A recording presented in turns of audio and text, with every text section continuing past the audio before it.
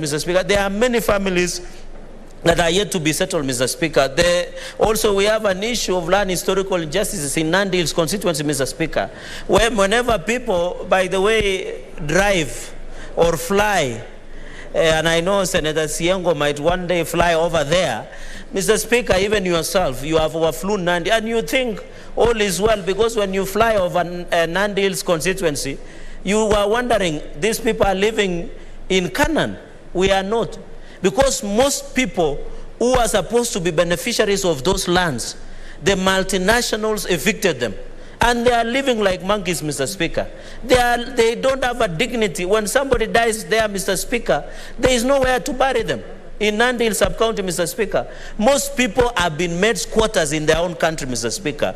And when you see Lipton tea, we saw the scandal that sex for work in Kericho County, Mr. Speaker. That tea continues to be stained with the blood of many Kenyans. Because apparently, Mr. Speaker, in as much as somebody is enjoying tea somewhere in London or anywhere in Europe or in US, Mr. Speaker, that tea is tainted with blood. And the earlier we compensate many families that were evicted for multinational companies, Mr. Speaker, to set up their tea factories, Mr. Speaker, there will always be great travesty of justice, Mr. Speaker. So I want to support the resettlement of Molo settlers, Mau evictees, the evictees from Nandi, specifically Nandi Sub-County, Tindred Sub-County, and Ebgwen Sub-County. Let them have the right. Let them feel nice, Mr. Speaker. We are not saying the government should give them chocolate and flowers, but we want them to appreciate the reason they are in the country, Mr. Speaker. And you know, Mr. Speaker, in conclusion, when you are a man or you are an African, when you don't have land, you are like nobody.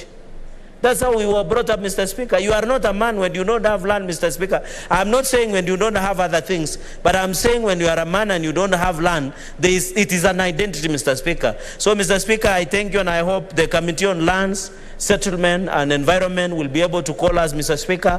Let us enrich this discussion. Let the government, and I will be appealing, Mr. Speaker, I know it at budget policy statement, let the government at least commit, Mr. Speaker, 10 billion Kenya shillings for resettlement of any squatters, evictees of the forest, and infrastructural activities. With those many remarks, Mr. Speaker, I thank you for the opportunity.